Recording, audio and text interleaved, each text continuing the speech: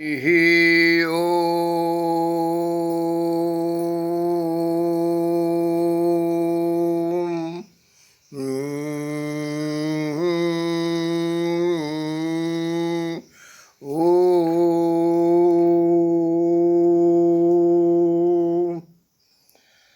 तमसो मा ज्योतिर्गमय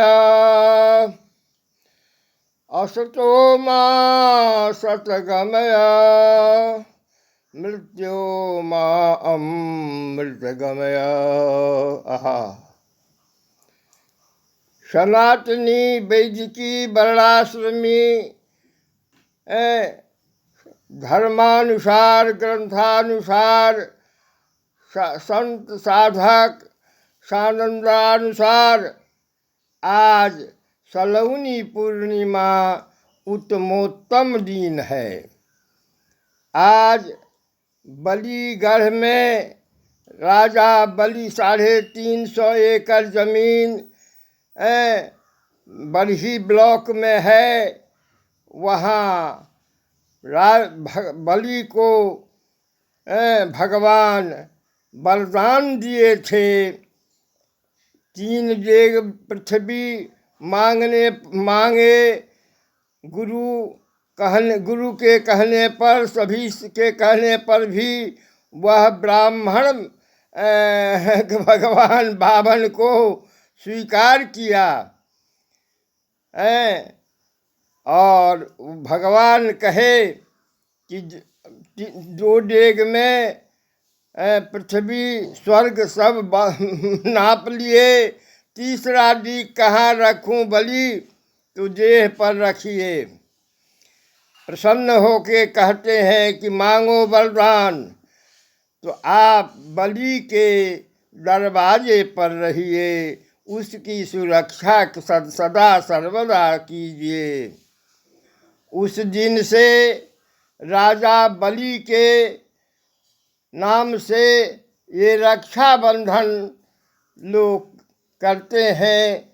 गुरु ब्राह्मण और भाई बहन एक दूसरे को रक्षा बांधते हैं। यह मिथिलांचल का गौरवी विषय है। जो 100 घर का मंडप था, वह जिसमें जो 100 वर्ष का संकल्प था, 2 वर्ष मात्र बाकी था। अगर वह हो जाता तो अजर अमर बलि भी होते, परंतु वह सतघारा नारायण बाबू मुखिया के यहाँ मेरा प्रवचन भी हुआ था और बहुत से लोग श्रवण किए। जो वही सतघारा 100 घर का मंडप था। इतनी ही बात नहीं, राजा बलि के प्रसंग में कुछ ऐतिहासिक प्रबल प्रमाण प्रस्तुत कर रहा हूँ। सावधान सुनिए, समझिए, बूझिए। कपिल भगवान आदित्य से संध्या काल मना करने पर भी स्पर्श करने से 2 भयंकर राक्षस प्रकट हुआ। हिरण्यकशिपु, हिरणाक्ष। हिरण्यकशिपु का बच्चा प्रहलाद हुआ। प्रहलाद का बेटा विरोचन, विरोचन का भी बेटा तो बलि था। यह पृथु राजा के ही खानदान में था और बलि का साम्राज्य संपूर्ण इंद्रलोक तक में था। दुर्वासा भगवती जमुई से माला लेकर के इंद्र को दिए। इंद्र हाथी के मस्तक पर रख दिया। हाथी सूंड से पैर तले पीट दिया। दुर्वासा श्राप दिए कि देवता आप कमजोर हो जाओ। देवता कमजोर हो गया, राक्षस बलि हो गए, इंद्र भी सब परास्त हो गए। तब भगवान विष्णु लक्ष्मी से कहे कि जाओ अमृत समुद्र में से लाके देवता को पिलाना है ताकि ये सबल होंगे।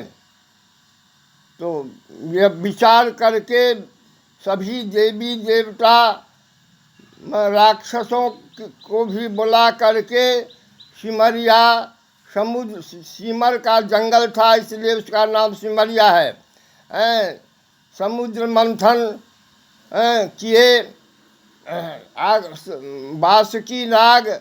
बासुकीनाथ में विद्यमान है मोह राक्षस, पूछ दीश देवता मंथन प्रारंभ किए। एकादशी तिथि को यह प्रारंभ किया गया और द्वादशी में अत्यंत भयंकर विष उत्पन्न हुआ। त्राहिमाम पाहिमाम होने लगा। सभी कहने पर महादेव पान किए। पार्वती तीन आंगुर उनके गले में अंकित कर दी, इसलिए संपूर्ण विष उनके गले में ही रह गया और गला नील हो गया। इसलिए सिमरिया में ही भगवान श्री नीलकंठ का प्रादुर्भाव है। और जब धन्वंतरी 12 बजे त्रयोदशी को समुद्र अमृत कलश ले के बाहर हुए, इंद्र को देने लगे। इंद्र से बाली छीन लिया और वह दैत्य को पिलाने की बात सोच रहा था। संपूर्ण मिथिलांचल में ऋषि के भय से, श्राप के डर से वह सिमरिया में ही विश्राम किया और मोहिनी रूप धारण करके भगवान विष्णु ले लिए और एक श्रेणी में देवता, एक श्रेणी में राक्षस। देवता आपके अतिथि हैं, पिलाना शुरू किया और एक राक्षस सूर्य और चंद्रमा के मध्य में बैठ गया। वह भी पी लिया। सूर्य चंद्रमा के कहने पर उसका सिर काट दिए। जो चंद्र ग्रहण और सूर्य ग्रहण का उत्तरदायित्व है। इतनी ही तब देवासुर संग्राम प्रारंभ हुआ। आपको ये सारी बातें श्रीमद्भागवत के 18 स्कंद, 8वां स्कंद और 7 अध्याय से 15 अध्याय में अवलोकन कीजिएगा। और मेरा इन डिटेल मेरा विस्तृत प्रोग्राम सिमरिया कुंभ 11, अर्धकुंभ 11, कुंभ 17, 23 में प्रकाशित प्रबल प्रमाण प्रस्तुत है। रुद्रयामल तंत्र में भी 155 मंत्र है इस विषय में। अतः समस्त संसार में खास के मिथिलावासियों सावधान से सुनिए कि रक्षा क्या आपका महत्व था और है। जागृत कीजिए, जागृत कीजिए। मैं उच्च स्वर से इसलिए कहता हूँ कि वेद व्यास मुझे कहे कि पराधीनता में सदग्रंथों में अनाप शनाप घोषिया दिया है। आप अपने आप जागृत कीजिए ताकि ये सनातन धर्म और ब्रह्म विद्या और वर्णाश्रम की रक्षा का भार जो आपको भुवनेश्वरी शक्तिपात की वो उसकी रक्षा होगी।